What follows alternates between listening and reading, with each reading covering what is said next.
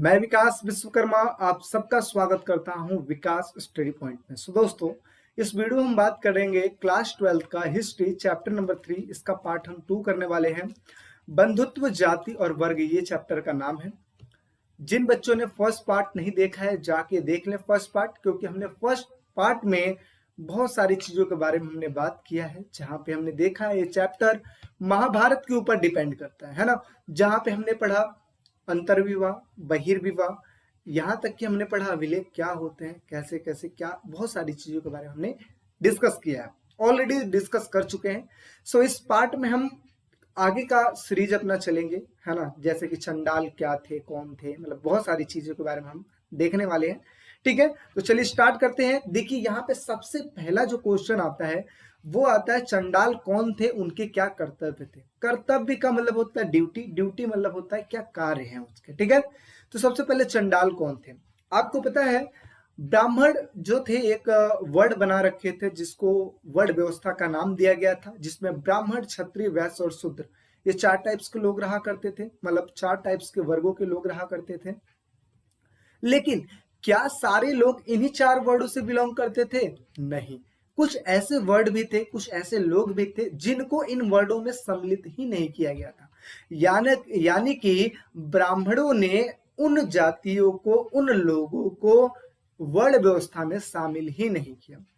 ब्राह्मणों के अनुसार ऐसा माना जाता था वर्ड सिर्फ 4 हैं और यही 4 सिर्फ मान्य हैं।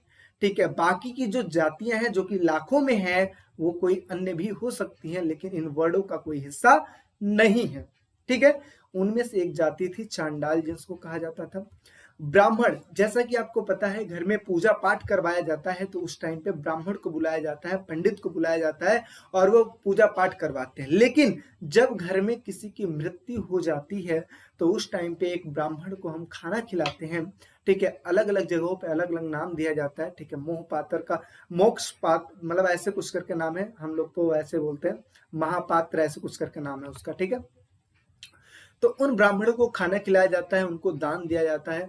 तो जहां ब्राह्मणों को काम, जो मेन ब्राह्मण है उनका काम कहाँ है, उनका काम है जो अच्छी चीजें हैं वो सारा चीज कराना, जैसे पूजा पाठ इत्यादि कराना।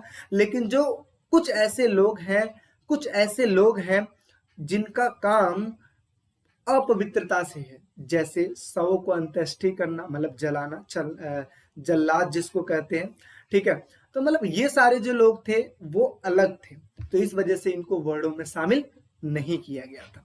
तो यहाँ पे देखिए ब्राह्मण कुछ लोगों को वर्ण व्यवस्था वाली सामाजिक प्रणाली का अंग नहीं मानते थे। इसके अलावा उन्हें समाज के कुछ वर्गों को अस्पृश्य, मतलब अस्पृश्य का मतलब होता है जिसको छुआ भी ना, मतलब जिसको छुओ ना। ठीक है, मतलब जिनको छूना भी पाप हो उनको बोला जाता है। अस्पृश्य घोषित कर दिया था, सामाजिक विषमता को और अधिक जटिल बना दिया था। ये समाज में जो भेदभाव है इसको और अधिक जटिल बना दिया था। ब्राह्मणों का यह मानना था कि कुछ कर्म विशेष रूप से अनुष्ठानों से संपादन जो कार्य होते हैं वो क्या होते हैं, पवित्र होते हैं, जिनको सिर्फ ब्राह्मण ही करवाते हैं।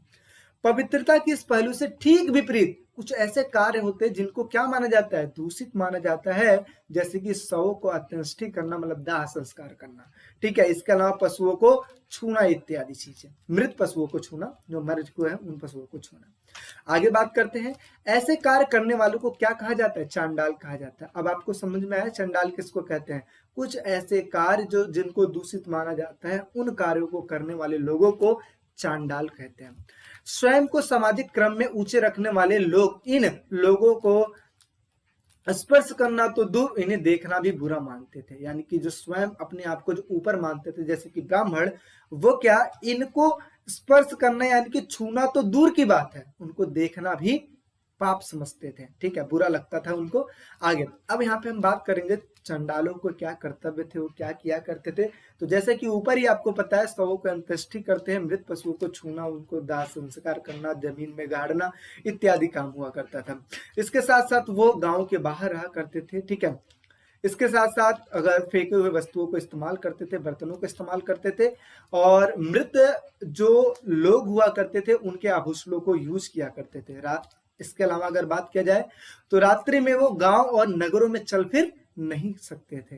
ठीक है, तो ये कुछ रिस्ट्रिक्शन थी चांडालों की। हाँ, ऐसा माना जाता है कि अगर वो उनको निकलना होता था तो वो करताल बजा के निकलते थे। करताल समझते हो, जैसे आप देखते हो आर्मी में या जब ट्रेनिंग होती है लोगों की तो लेफ्ट राइट जो पैरों का कदम ताल होता है मिला के चलते हैं ना, ऐसे ही इनको करके चलना होता था, ताकि आने वाले जो लोग हैं, जो आसपास के लोग हैं, वो उनको पता लग जाए कि ये लोग आ रहे हैं, इस वजह से वो उनके मार्ग से हट जाएं और देखने के पाप से बच सकें। ठीक है, समझ में आ गया। नेक्स्ट बात करें, चलिए जी आगे। चीनी यात्रियों का वृत्तांत। वृत्तांत मतलब जो चीन से जो लोग आए थे उन्होंने कुछ वृत्तांत लिखा था यहाँ की चीजों को देखकर। वो क्या क्या लिखे थे इन चीजों को हम समझते हैं। जैसे कि फासियान एक चीनी यात्री आए थे। इनका क्या नाम था, ये बौद्ध भिक्षु थे, ठीक है। और इनका कहनाम क्या था कि स्पृश्य लोगों को सड़कों पर चलते हुए करताल बजाकर अपने होने की जानकारी देनी पड़ती थी, जैसा कि आपको पता है। दूसरे जो यात्री थे जिनका नाम था हवेन सांग नाम था इनका। ये एक अन्य चीनी तीर्थयात्री थे जिनका कहनाम क्या था, वो कहते थे कि जल्लादों और सफाई करने वाले लोगों को, जो सफाई करते हो, जो जल्लाद होते हैं, उनको नगरों से बाहर रहना पड़ता था। नगरों से उनको बाहर निकाल दिया जाता था, उनको वहीं रहना पड़ता था। आगे अब्राह्मणी ग्रंथ। देखिए, एक होता है ब्राह्मणी ग्रंथ जिसका रचना ब्राह्मण ने किया है, और एक होता है अब्राह्मणी ग्रंथ जिनका रचना ब्राह्मण ने बल्कि किसी अन्य जाति ने किया है। तो अब यहाँ पे क्या होता है कि अब जो इतिहासकार होते हैं ये देखते हैं कि क्या जो ब्राह्मणी ग्रंथ है और जो अब्राह्मणी ग्रंथ है, क्या दोनों में सेम चीजें मिलती हैं। अगर मिलती हैं तो कैसे मिलती हैं, और क्या कुछ डिफ्रेंशिएट तो नहीं है इन सब चीजों के।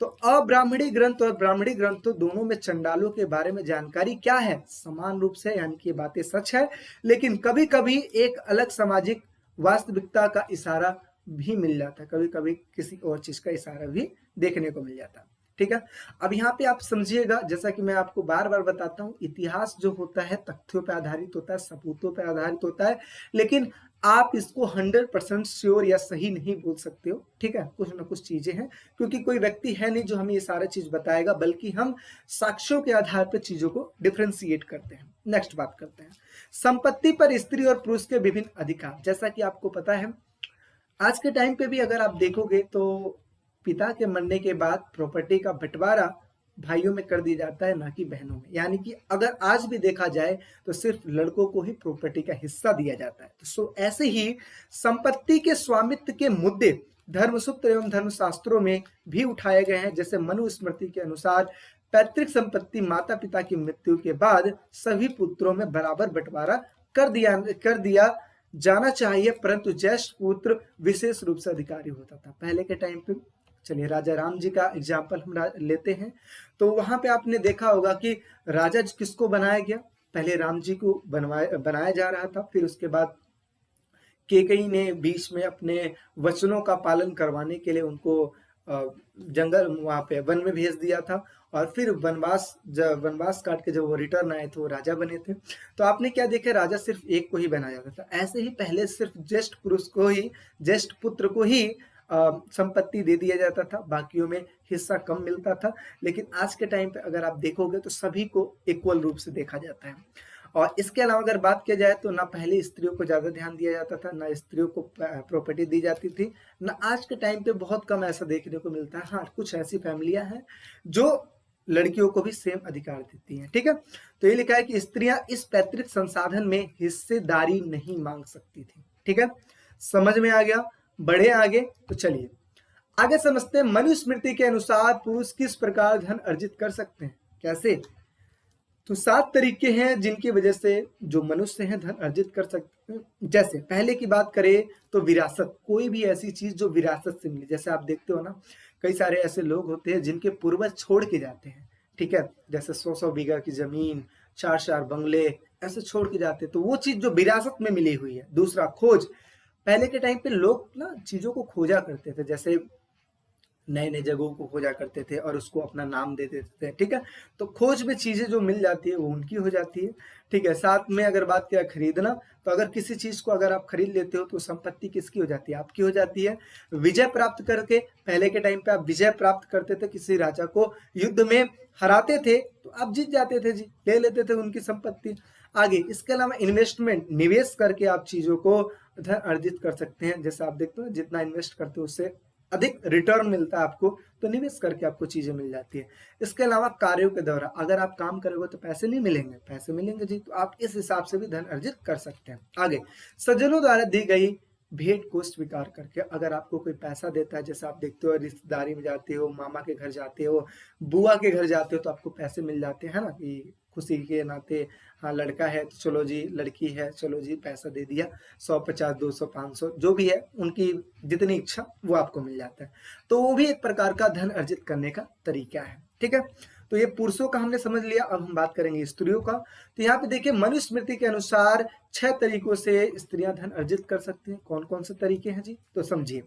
वैवाहिक अग्नि के सामने, इसके अलावा वधु गमन के समय मिली भेंट के द्वारा, इसके अलावा स्नेह के प्रतीक के रूप में मिली भेंट के द्वारा, यानी कि जब जैसे पहले समझो वैवाहिक अग्नि के सामने जब विवाह होता है तो उस टाइम पे लड़की को पैसा मिलता है। वधुगमन, जब लड़की का विदाई होता है तो उस टाइम पे पैसा मिलता है। स्नेह के प्रतीक के रूप में, अगर जैसे आप देखते हो ना कि माँ बाप पैसा देते हैं अपनी बच्ची को कि ससुराल जाए तो उसको कोई कष्ट ना हो, ठीक है, स्नेह के रूप में अगर पैसा जो मिलता है, जैसे हमने पुरुषों में लास्ट वाला जो बात किया ना कि मामा मामी चाची चाचा पैसा दे देते हैं, वो वाली चीजें, तो ऐसे इनको भी मिलती है क्योंकि ये दूर चली जाती है ना, इस वजह से। ठीक है, आगे भाई माता पिता द्वारा दिए गए उपहार, जैसे रक्षाबंधन, बहुत सारी चीजें हैं जिसपे उपहार मिलता है। इसके अलावा परवर्ती काल में मिली भेंट में, अगर शादी होने के बाद जो उनको जो भी भेंट वगैरह मिलती है उससे भी इनको धन अर्जित होता है। और साथ ही साथ अगर बात किया जाए तो वो सब कुछ जो उनके अनुरागी पति के द्वारा मिलता है, जो पति जो देता है, क्योंकि मेन तो वही होता है पैसा देने वाला। सो अनुरागी पति के द्वारा, अनुरागी का मतलब होता है प्रिय पति, एक तरीके से मान लो जो भी पति उसको पैसा देता है वो उनका होता है। ठीक है, 6 टाइप है जिसकी वजह से उनको धन अर्जित होता है। नेक्स्ट बात कर लेते हैं।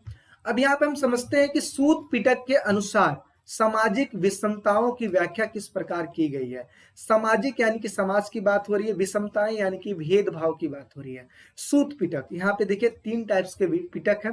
कौन कौन से पिटक है? सूत पिटक, विनय पिटक, अभिधम्म पिटक, जो कि हम चौथे चैप्टर में हम पढ़ेंगे। ठीक है, 3 प्रकार के पिटक हैं, सूत पिटक, विनय पिटक, अभिधम्म पिटक। अब इनमें क्या चीजें दी गई है, जैसे उस टाइम पे बौद्ध वगैरह थे तो चीजों को लिखा करते थे। ठीक है, तो उनमें कौन कौन सी चीजें दी गई हैं, इस चीज को समझिए। अब देखिए इस टॉपिक में बेसिकली हम पढ़ने क्या वाले हैं, इस टॉपिक में हम ये पढ़ने वाले हैं कि जब मनुष्य पैदा हुआ था, इस संसार में जब आया था, तो स्टार्टिंग में जब आया था तो क्या ऐसा आज के टाइम पे जो हम देखते हैं मारा मारी होती है धन के लिए, धन चाहिए है ना, उसके लिए लोग दिन रात मेहनत करते हैं। हम भी मेहनत कर रहे हैं ना, यूट्यूब पे वीडियो बना रहे तो मेहनत कर रहे हैं, ठीक है, चैनल पे वीडियो बना रहे तो मेहनत कर रहे हैं। तो जो हम दिन रात जो मेहनत कर रहे हैं, आखिर किस चीज के लिए कर रहे हैं, आखिर क्यों कर रहे हैं? ठीक है, क्या मनुष्य जब पैदा हुआ था तो उस टाइम पे भी ऐसा मेहनत करता था? तो उन सभी चीजों के बारे में जिक्र है, तो इस चीज को ध्यान से समझिएगा। इनका मानना यह है, सूत पिटक में जो जिक्र मिलता है उनका मानना यह है कि जब मनुष्य पैदा हुआ था तो उस टाइम पे मनुष्यों की संख्या कम थी। इसके अलावा वनस्पति हर जगह देखो पेड़ पौधे इत्यादि चीजें थी, और इसके अलावा जंगल में जो जानवर थे उनकी भी संख्या थी। तो लोग क्या करते थे, लोग दिनचर्या अपना अच्छे से बिताते थे, फल को तोड़ते थे, खाते थे, पीते थे, एंजॉय करते थे, आराम से जिंदगी चलती थी, किसी बात की कोई दिक्कत नहीं होती थी। लेकिन अब यहाँ पे आती है कि जैसे जैसे मनुष्यों की संख्या बढ़ती चली गई, उन्होंने क्या किया, अपना एक एरिया बनाना स्टार्ट कर दिया। ये मेरा इलाका है तो ये तेरा इलाका है, तो ऐसे ऐसे करके इन्होंने बहुत सारे एरियाओं को बनाना स्टार्ट कर दिया। अब धीरे धीरे एरिया बनती चली गई। अब देखो यहाँ पे लोग असंतोष, है ना, मेरा ही मेरा, सब हम के लिए मरते रहते हैं, ये चीज मेरा है, ये चीज मेरा है। तो अब इन सभी चीजों में ऐसा ढूंढा गया कि कहीं ना कहीं कोई एक ऐसा व्यक्ति होना चाहिए जो सही करने वालों को पुरस्कार दे और जो गलत काम कर रहा है उसको समाज से निष्कासित करे, क्योंकि उस टाइम पे समाज बनने लगे थे। तो जो गलत कर रहा है उसको समाज से निष्कासित करे, यानी कि बाहर करे, और बाकियों को क्या करे, बाकियों को संगठित करके रखे। अब ऐसे करके यहाँ पे किसी एक व्यक्ति को सिलेक्ट किया गया। अब एक व्यक्ति कौन, जिसके अंदर क्षमता हो राज्य संभालने की, जो लड़ाई में भी निपट हो, हर चीज देख सके। तो ऐसे करके एक राजा का आगमन हुआ। राजा का मतलब उसी में से किसी एक को राजा बनाया गया, और राजा का काम हुआ करता था कि चीजों को देखना, सही से करना। ठीक है, जैसे ग्राम पंचायत समझते हो ना, जैसे मूवियों में दिखाते हैं पंचायत चलो बैठाते हैं, है ना। तो उन सब चीजों की वजह से धीरे धीरे एक व्यक्ति को सेलेक्ट किया गया। जिसको आगे चल के राजा बनाया गया। और उसी राजा को, जैसे मैं आपको पढ़ा रहा हूं तो मुझे एक फीस मिलती है, या फिर यूट्यूब पे पढ़ा रहा हूं तो भाई वहां से हमें पैसा मिलता है ना। तो ऐसे ही राजा भी कर लिया करते थे। वो जो अमाउंट था ना, उस अमाउंट को कर बोलते थे, जो कि लोग अपनी इच्छा से दिया करते थे। फिर आगे चल के राजा ने कर को बहुत अच्छे से यूज किया, और फिर लगान मूवी देखते ही हो, है ना, अंग्रेज आ गए, फिर उन्होंने कर लेना स्टार्ट किया, करते करते आज का टाइम आ गया। तो ऐसी ही कुछ चीजें चलती चली जा रही हैं। अब एक बार इसको मैं पढ़ूंगा, ध्यान से समझते चलिएगा। तो पहला लिखा है कि सूत पिटक के अनुसार आरंभ में मनुष्य जो था विकसित नहीं था, इत्यादि इतनी सारी चीजें हम जो देखते हैं, टेक्नोलॉजी, फोन, लाइट, ये वो बहुत सारी चीजें, देखो पेन है, डिजिटल है, जो भी लिखोगे यहाँ पे आएगा, है ना। तो बहुत सारी चीजें हैं। तो पहले विकसित नहीं था, अब तो विकसित धीरे धीरे होता चला जा रहा है आगे। और इसके अलावा जो वनस्पति जगत भी थी, वो भी अविकसित थी। साथ ही साथ अगर मैं बात करूं कि समस्त जीव शांति से रहा करते थे, आराम से जिंदगी चली जा रही थी। उसके बाद क्या होता है, प्रकृति से उतना ही प्राप्त करते थे जितना कि एक समय के भोजन की जरूरत थी, उतना ही लेंगे जितने की जरूरत है हमें आगे। परंतु यह क्रमशः पतनशील होते चला गया, धीरे धीरे खत्म होते चला गया, पतन की ओर बढ़ते चला गया। मानव और बहुत अधिक लालची और हिंसक और कपटी होते चला गया, लालची होते चला गया, हिंसक, मारने लगा। और कपटी का मतलब होता है कि धोखाधड़ी करना एक दूसरे के साथ, ठीक है। और इस स्थिति में उन्होंने गौर किया कि हम एक ऐसे व्यक्ति की जरूरत है, हमें किसी एक ऐसे व्यक्ति की जरूरत है जो उचित बात पर गुस्सा हो, और उसको दंडित किया जाना चाहिए, उन्हें दंडित करें, मतलब जिनको दंडित किया जाना चाहिए उनको क्या करें, दंडित करें, ठीक है। साथ ही साथ जिसे निष्कासित किया जाना चाहिए उसको निष्कासित, यानी कि जो समाज से जिसको बाहर किया जाना चाहिए उसको बाहर कर दे, मतलब जो जैसा है उसको वैसा ही चीज दे, ठीक है। आगे, इसके बदले में हम उसे चावल का अंश देंगे, क्या देंगे, बल्कि चावल का एक अंश देंगे, और सब लोगों द्वारा चुने जाने की वजह से उसे महासम्मत की उपाधि दी गई, उपाधि प्राप्त भी होगी। आगे, इससे पता यह चलता है कि राजा का पद लोगों द्वारा चयन होने पर निर्भर करता था, यानी कि पहले राजा जो वही बनता था जिसकी जो लोग चयन करके भेजते थे। आगे, कर वह मूल्य था जो जनता राजा की सेवा के बदले देता था, यानी कि राजा जो वर्क करता था, कर उसके बदले में जनता उनको दिया करती थी। नेक्स्ट क्या होता है,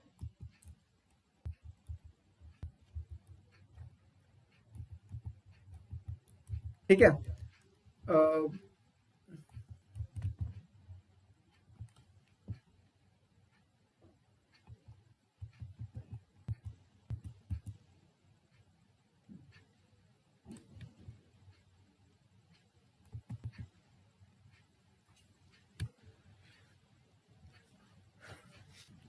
ठीक है, तो ये कुछ ऐसी चीजें थी जिनमें हमने ये समझा कि एक्चुअल में जो कर है ना कैसे स्टार्ट हुआ। तो यही चीजें है, जनता राजा को चुनती थी, राजा काम करता था, बदले में जो लोग हुआ करते थे वो चावल का एक अंश दिया करते थे, जो आगे चल के कर के रूप में विस्तृत हुआ, फिर कर का यूज बहुत अच्छे से होने लगा। तो ये सारी चीजें हैं, ठीक है। नेक्स्ट बात करते हैं, अगला हम देखते हैं कि महाभारत की विषय वस्तु रचना का चरण क्या है। विषय वस्तु का मतलब होता है मेन जो वस्तु है, मतलब जो बेस पॉइंट है उस चीज की बात की जा रही है, और रचना का क्या चरण था उस चीज को हम देखते हैं। तो स्टार्टिंग में अगर मैं बात करूं तो इतिहास इस ग्रंथ की विषय वस्तु को दो शीर्षकों में व्याख्या करता है, जैसे एक को बोलते हैं आख्यान, दूसरे को बोलते हैं उपदेशात्मक। अब इसका मतलब क्या होता है, आख्यान में जो चीजें हैं जो कि कहानियां हैं, जैसे कहानी आप देखते हो कि दो परिवारों की कहानी, महाभारत, कौरव और पांडव की कहानी, एक कहानी हो गई। और इसके अलावा उपदेशात्मक का मतलब क्या होता है कि उपदेश देना, जैसे कृष्ण जी ने अर्जुन जी को उपदेश दिया, तो वो जो चीजें थी वो उपदेशात्मक में थी। देखिए स्टार्टिंग में कहानी था, तो कहानी सारी चीज चल रहा था, लमसम 1000 के आसपास का सारा श्लोक हुआ करता था, जिसमें सारी चीजों की व्याख्या हुआ करती थी। लेकिन जैसे ही उपदेशात्मक को, जैसे ही कृष्ण भगवान की वो चीजें हैं भगवत गीता जैसे ही मिली, उस चीज को जैसे ही जोड़ा गया, वैसे ये 1,00,000 मतलब श्लोकों से अधिक बन गया, है ना। तो यही चीज है। लेकिन उपदेशात्मक में भी कहानियों का अंश मिलता है, लेकिन जरूरी नहीं कि जो उपदेशात्मक में है उसमें सिर्फ कृष्ण भगवान ने सिर्फ उपदेश दिया है, बल्कि उसमें कहीं ना कहीं कहानियों का भी जिक्र देखने को मिलता है। शुरुआत में ज्यादातर इतिहासकार इस बात पर एक मत थे कि महाभारत वास्तव में एक खिस्से में नाटकीय कथानक है, यानी कि एक तरीके से कथा है, और आगे इनमें उपदेशात्मक अंश बाद में जोड़ा गया। यानी कि मैंने जैसे बताया ना, पहले एक कहानी था, फिर इसमें ये चीज जैसे जैसे स्रोत मिलते गए, जैसे जैसे सबूत मिलते गए, वैसे वैसे इन चीजों को जोड़ा गया। नेक्स्ट बात करते हैं। अब बात यहाँ पे देखते हैं कि महाभारत के लेखक कौन थे, यानी कि कौन महाभारत के लेखक थे।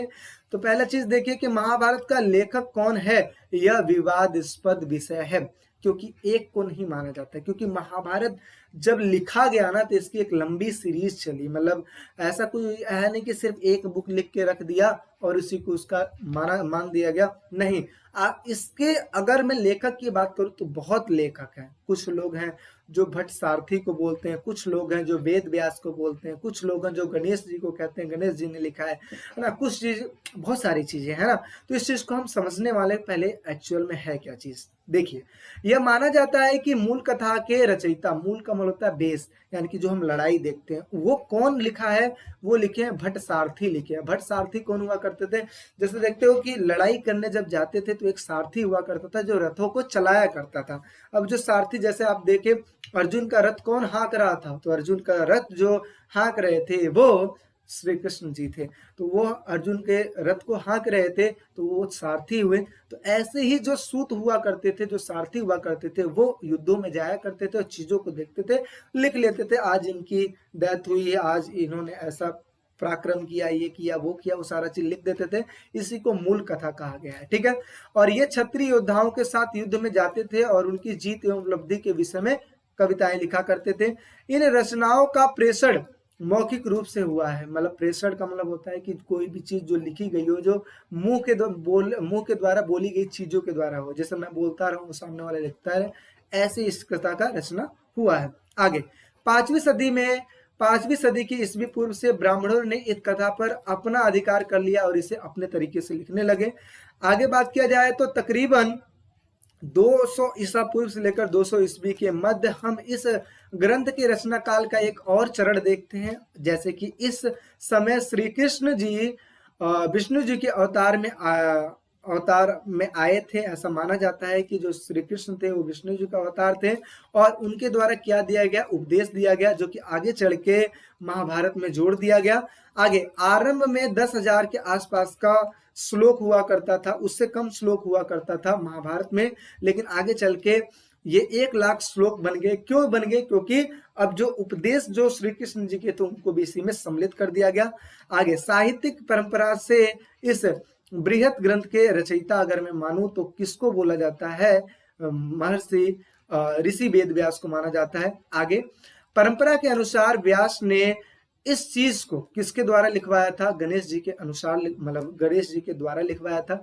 महर्षि वेद व्यास जी बोलते गए और ये लिखते गए, ऐसा माना जाता है।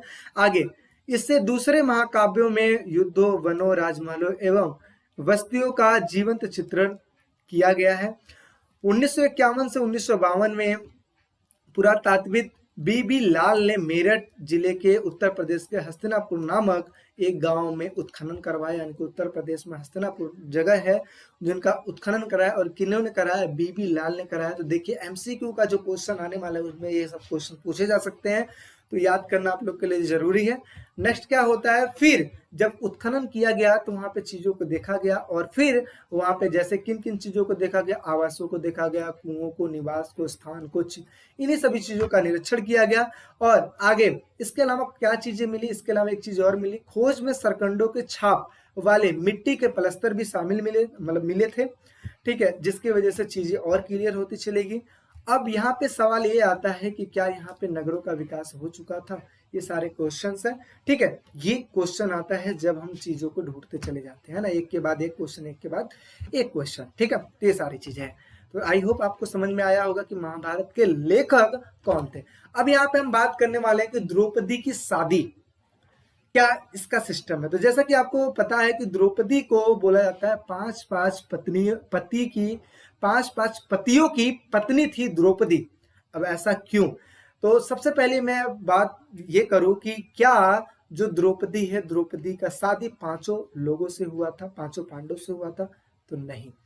शादी हुआ था सिर्फ और सिर्फ अर्जुन से शादी हुआ था, क्योंकि द्रौपद जो थे, द्रौपद ने, इनके जो पिता का नाम था द्रौपद था, इन्होंने एक जैसा कि आपको पता है जनक ने एक वो रखा था कि जो तीर जो धनुष होता है, धनुष को जो तोड़ देगा उसी से शादी होगा सीता जी का। ऐसे ही द्रौपद ने भी एक शर्त रखी थी कि जो भी योद्धा, पानी एक नीचे कुंड रखा गया था, यानी कि छोटा सा बर्तन रखा गया था, इसमें पानी रखा गया था और ऊपर जो मछली चलती, मतलब ऊपर एक कुछ ऐसा सिस्टम बनाया गया था जिसमें एक मछली थी जो कि ऐसे ऐसे घूम रही थी। अब नीचे आपको पानी में देखना है और पानी में देखने के बाद तीर ऐसे छोड़ना है और वो तीर मछली की आंखों में लगनी चाहिए थी। ठीक है, तो उस टाइम पे अर्जुन थे, अर्जुन ने पानी में देखा और तीर छोड़ा, वो जाके लग गया मछली की आंखों में और ऐसे करके जो द्रौपदी है, द्रौपदी का शादी हो गया अर्जुन से। लेकिन हुआ यूं कि जब वो शादी करके लौटे तो उस टाइम पे अज्ञातवास चल रहा था। तो उस टाइम पे जब माता कुंती के पास पहुंचे तो माता कुंती से कहें कि देखिए माँ, मैं क्या लेके आया हूँ आपके लिए। तो उन्होंने छूटते ही कहा कि जो भी आप लाए हो 5 लोगों में बराबर हिस्सों में बांट लो। तो आगे चल के उन्होंने क्या किया, अब माँ का जो वचन था, माँ ने जो बोल दिया वो बोल दिया, उन चीजों को उन्होंने फॉलो किया और उसके बाद 5 पति उनके हो गए थे। अब यहाँ पे क्वेश्चन ये आता है कि 5 पति हो गए, क्या उनके जो पेरेंट्स थे, मतलब जो द्रौपदी के जो पेरेंट्स थे, द्रुपद जो थे, क्या उन्होंने ऑब्जेक्शन नहीं उठाया होगा? उठाया था, लेकिन नारद जी ने उनको एक स्टोरी बताई कि जो द्रौपदी है, द्रौपदी के आज 5 पति हैं। इसके पीछे रीजन ये है क्योंकि द्रौपदी पिछले टाइम पे जब वो तपस्या कर रही थी तो उन्होंने अपने मन में जब शंकर शिव जी से उन्होंने वरदान मांगा तो मन में ही 5 बार पतियों के बारे में सोचे, मतलब 5 पतियों के बारे में सोच लिए थे। इस वजह से उनको आज इस टाइम पे 5 पति मिले। जब ऐसी बात उनको पता लगी तो उन्होंने ऑब्जेक्शन करना छोड़ दिया। तो ये स्टोरी थी। ठीक है, इसके अलावा एक चीज और बोला जाता है कि जो बहुपति जो प्रथा है, ये प्रथा क्यों चली आ रही थी? तो कुछ लोग ऐसा मानते हैं कि जो संकट की जो स्थिति थी, संकट की स्थिति में जब स्त्रियां नहीं थी तो उस टाइम पे जो लोग हुआ करते थे वो एक ही स्त्री के साथ शादी कर लेते थे। तो ऐसी चीजें हैं जो कि इसमें लिखा हुआ है। ठीक है, तो पहली चीज समझते हैं कि महाभारत की सबसे चुनौतीपूर्ण उपकथा द्रौपदी से 5 पांडवों की विवाह की यह कथा बहुपत्नी विवाह का है और इस पर लेखकों ने अलग अलग तरीकों से अपना स्पष्टीकरण देने का प्रयत्न किए हैं। कुछ इतिहासकार कहते हैं कि ये प्रथा शासकों के विशिष्ट समूह में किसी काल में मौजूद थी, लेकिन समय के साथ बहुपति प्रथा उन ब्राह्मणों में अमान्य हो गई जिन्होंने कुछ सदियों के दौरान इस ग्रंथों को पुनर्निर्मित किया। यानी कि स्टार्टिंग में चल रहा था, उसके बाद धीरे धीरे इस चीज को खत्म कर दिया गया। कुछ इतिहासकार का यह भी मानना है कि युद्ध के वक्त स्त्रियों का अभाव हो जाता है, यानी कि कमी हो जाती थी और जिसकी वजह से बहुपति प्रथा को अपनाया गया था। आगे अन्य संकटों में कहें तो संकट की स्थिति में इसे अपनाया गया था, यानी कि बहुपति प्रथा अपनाई गई थी। हमें इसके अलावा एक चीज और ध्यान देने वाली बात है कि हमें यह बात गौर करनी चाहिए कि सृजनात्मक जो साहित्य होते हैं, जितने भी साहित्य होते हैं, वो अपनी कथा संबंधी आवश्यकताएं होती हैं जो कि सदैव समाज में मौजूदा वास्तविकता को नहीं दिखाती है। यानी कि आप चीजों को पढ़ लेते हो और उसी चीज को सत्य मान लो तो ये सही नहीं है, क्योंकि जो उस चीज में लिखा होता है, कई बार ऐसा होता है कि वो किसी अलग वे में लिखा रहता है और हम समझते कुछ और है। तो ये सारा चीज है। नेक्स्ट देख ले तो इस चैप्टर का लास्ट टॉपिक है महाभारत एक गतिशील ग्रंथ है। क्या है गतिशील ग्रंथ? है गतिशील का मतलब चलता फिरता। क्या है समझिए। महाभारत का विकास केवल संस्कृत भाषा में ही नहीं सीमित रहा, बल्कि आगे चल के विभिन्न तरीके के लैंग्वेजों में भी रहा। अब इसको शॉर्ट आंसर में आप समझेंगे तो महाभारत एक गतिशील ग्रंथ है, इसका मतलब क्या है? 11th क्लास में पॉलिटिकल साइंस में एक सिलेबस था, एक चैप्टर था जिसका नाम था संविधान एक जीवंत दस्तावेज। जीवंत का मतलब हम क्या समझते हैं? जीता जागता समझते हैं। अब जीता जागता हम बोलेंगे किसमें? एक पौधा होता है जो कि छोटा होता है, जिसमें पानी रेगुलर बेसिस पर अगर हम डालते रहें तो धीरे धीरे करके पौधा धीरे धीरे ग्रोथ करता जाता है, बढ़ता जाता है। तो हम क्या करते हैं, कहीं ना कहीं इस पौधे में जान है, लेकिन उस पौधे को अगर काट दिया जाए और फिर पानी डाल दिया जाए तो क्या वो बढ़ेगा? नहीं बढ़ेगा। तो अब इससे क्या संबंध है, इस चीज को समझिए। जैसे एक पौधा धीरे धीरे बढ़ता रहता है, वैसे ही ये जो ग्रंथ है, जो संविधान है, संविधान में भी चेंजेस होते रहते हैं, आए दिन चेंजेस होते रहते हैं। और ऐसे ही जो महाभारत है, महाभारत में भी चेंजेस होते रहते हैं, कुछ ना कुछ पहले किसी और लैंग्वेज में, उसके बाद किसी और लैंग्वेज में, ऐसे कन्वर्ट होते रहते हैं। इसी वजह से इसको एक गतिशील का नाम दे दिया गया है। तो महाभारत एक गतिशील ग्रंथ है, क्यों है आपको पता लग गया ना। अब समझिए, सदियों से, शताब्दियों से इस महाकाव्य के कई पाठांतर अलग अलग भाषाओं में लिखे गए।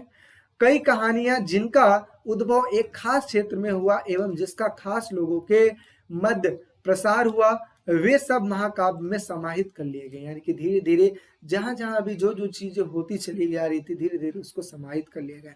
जब महाभारत स्टार्टिंग में खोजा गया तो सिर्फ कहानियां थी, फिर उसमें उपदेश जुड़ते चले गए, फिर कई सारी चीजों को जोड़ते चले गए, जैसे जैसे जो चीज मिलता गया उसको जोड़ते चले गए। इसी वजह से इसको गतिशील का नाम दिया गया है। साथ ही साथ देखें, इसके अलावा इस महाकाव्य की मुख्य कथा की कई पुनर्व्याख्याएं की गई, यानी कि कई बार अर्थ निकाला गया है और इसके प्रसंगों को मूर्तिकला एवं चित्रों से भी दिखाए गए हैं। और इस महाकाव्य ने नाटकों एवं नृत्य कलाओं के लिए भी विषय वस्तु प्रदान किए, जिसकी वजह से महाभारत एक गतिशील ग्रंथ है। सो दोस्तों, ये चैप्टर आपका ओवर हो जाता है। आई होप सो आपको मजा आया होगा करने में। और एक चीज मैं आपको और बता दूं, अगर आप हमारे ऐप से पढ़ रहे हैं तो आपको ऐप कैसा लगे रेटिंग दे के जरूर बताएं, और साथ ही साथ अपने फ्रेंडों को भी दें यार। इस चीज को देखिए, आपको पता है अमाउंट कितना छोटा है, और उस अमाउंट में आपको पूरी वीडियो, नोट्स, टेस्ट सीरीज, हर चीज मिल रही है यार। कहाँ मिलती है सारी चीजें, लेकिन विकास स्टडी पॉइंट आप लोगों के साथ खड़ा है इसी चीज के लिए। ठीक है, तो मिलते हैं एक नेक्स्ट वीडियो में अगले चैप्टर के साथ। अभी के लिए ध्यान रखिए, टेस्ट जरूर दीजिएगा। ठीक है, बाय बाय, टेक केयर।